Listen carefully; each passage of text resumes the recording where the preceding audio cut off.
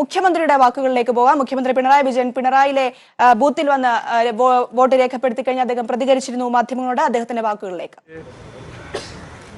വർഗീയ ചേരിതിരിവും വംശഹത്യയും വർഗീയമായ കലാപങ്ങളുമൊക്കെ സംഘടിപ്പിച്ചവർ ഇവിടെ വന്ന് റോഡ് ഷോ നടത്തി ആളുകളെ അവരുടെ പാട്ടിലാക്കാമെന്ന് ധരിച്ചിരുന്നു. അത് തകർന്നടിയുന്നത് ഈ തെരഞ്ഞെടുപ്പിൽ നമുക്ക് കാണാനാവും. അതേപോലെ തന്നെ രാജ്യത്ത് BJP നേരിടുകയാണ് എന്ന് പറഞ്ഞുകൊണ്ട് കോൺഗ്രസ് നടത്തിയ പ്രവർത്തനം നമ്മുടെ സംസ്ഥാനത്ത് തെരഞ്ഞെടുപ്പ് പ്രചാരണ രംഗത്ത്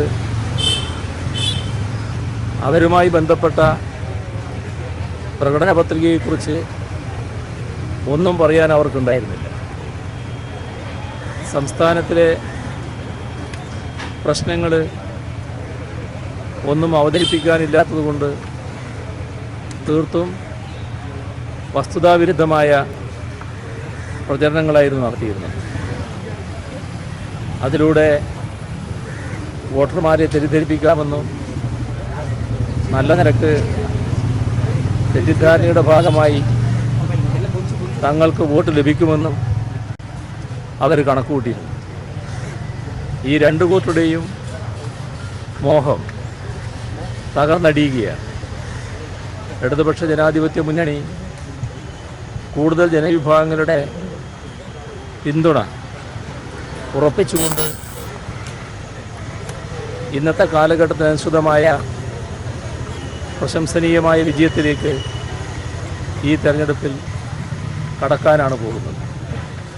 അതോടൊപ്പം തെരഞ്ഞെടുപ്പിലാകെ കേരളീയർ കാണിച്ച സംയമനവും തെരഞ്ഞെടുപ്പ് രംഗത്ത് വലിയ അനിഷ്ട സംഭവങ്ങളില്ലാതെ കാര്യങ്ങൾ കൊണ്ടുപോയതും മറ്റ് സംസ്ഥാനങ്ങളൊക്കെ മാതൃകാപരമായാണ് കാണുന്നത്.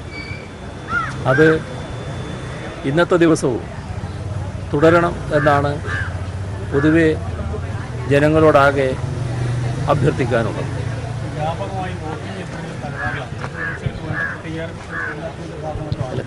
വോട്ടിംഗ് യന്ത്രത്തെക്കുറിച്ച് നേരത്തെ തന്നെ വ്യാപകമായ പരാതിയുണ്ട്. അങ്ങനൊരു പരാതിയുള്ള ഘട്ടത്തിൽ ഓരോ പോളിംഗ് ബൂത്തിലും വെക്കുന്ന വോട്ടിംഗ് യന്ത്രത്തിന് ഒരു തകരാറുമില്ല എന്ന് ഇലക്ഷൻ കമ്മീഷൻ ഉറപ്പുവരുത്തേണ്ടതായിരുന്നു.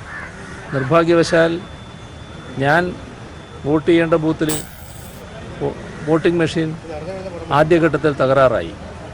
ഇവിടെ അടുത്ത് തന്നെ മറ്റൊരു ബൂത്തിൽ വോട്ടിംഗ് മെഷീൻ തകരാറായി. അടുത്ത പഞ്ചായത്തിൽ വോട്ടിംഗ് മെഷീൻ തകരാറായി.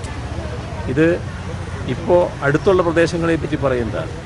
കേരളത്തിൽ വ്യാപകമായി വോട്ടിംഗ് മെഷീൻ തകരാറായി എന്ന വസ്തുത നിലനിൽക്കുന്നുണ്ട്. അക്കാര്യം വേണ്ടത്ര ഗൗരവത്തോടെ ഇലക്ഷൻ കമ്മീഷൻ ഈ വോട്ടിംഗ് മെഷീൻ്റെ കാര്യം എടുത്തില്ല എന്ന് തന്നെയാണ് കാണിക്കുന്നത്.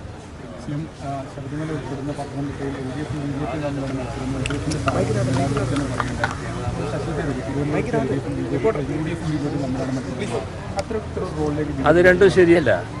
എല്ലാ സ്ഥലത്തും UDFും LDFും തമ്മിലാണ് മത്സരം. എവിടെയും BJP രണ്ടാം സ്ഥാനത്ത് പോലും എത്താൻ പോകുന്നില്ല. എല്ലാ സ്ഥലത്തും മൂന്നാം സ്ഥാനത്ത് BJPക്ക് സ്ഥാനമുണ്ടാവുകയും. സംസ്ഥാനത്ത് LDFും UDFും തമ്മിലാണ് പോരാട്ടം നടക്കുന്നതെന്നും BJP മൂന്നാം സ്ഥാനത്തേക്ക് പിന്തള്ളപ്പെടുമെന്നും അദ്ദേഹം പറഞ്ഞിരിക്കുകയാണ്. പിണറായിലെ ബൂത്തിൽ വന്ന് വോട്ട് രേഖപ്പെടുത്തിയ ശേഷം